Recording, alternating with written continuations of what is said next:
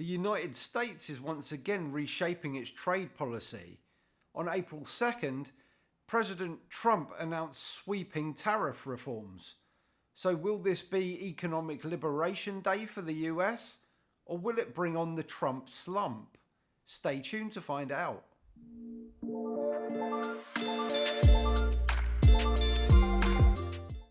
Welcome back to the VPS channel. I'm Zach, your man in Vietnam.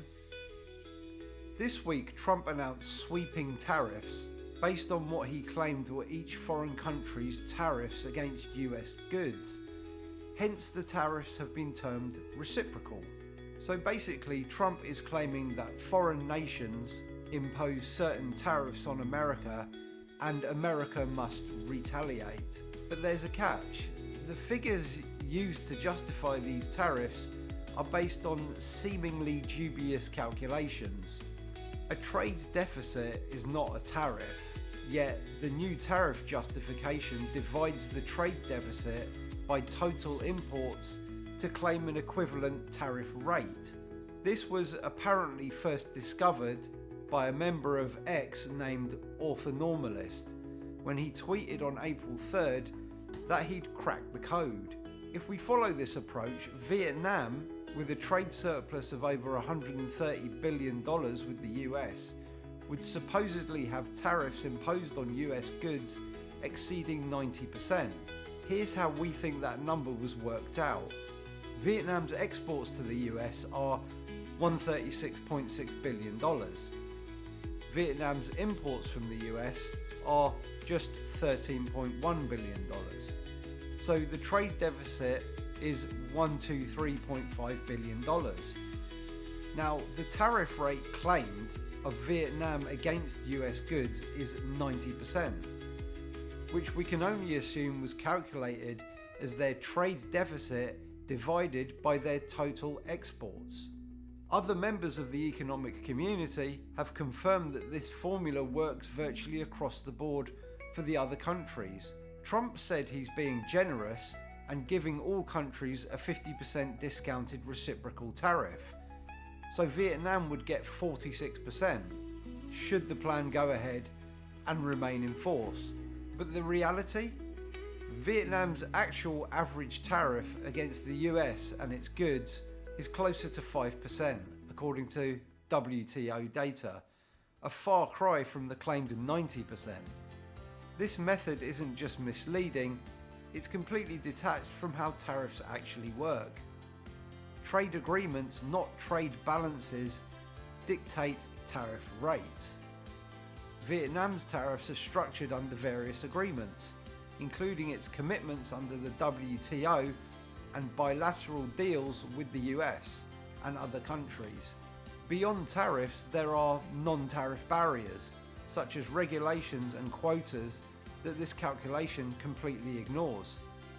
The reality is far more complex than simply dividing a deficit number by imports.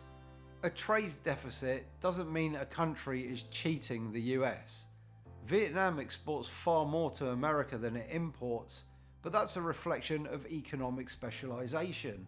Vietnam has a strong manufacturing base in textiles, furniture, and electronics, while the US supplies higher-end goods and also services, which are completely ignored by these tariffs. Capital also flows back into the US in other ways, such as investments and dollar reserves. Trade isn't a zero-sum game where one side wins and another loses. If policymakers set tariffs based on faulty logic, the consequences can be severe. Higher tariffs on Vietnam will more than likely lead to retaliation, supply chain disruptions, market instability, and increased costs for American consumers. Many US companies depend on Vietnamese manufacturing for furniture, apparel, and electronics, industries that could face higher prices and job losses should the tariffs escalate.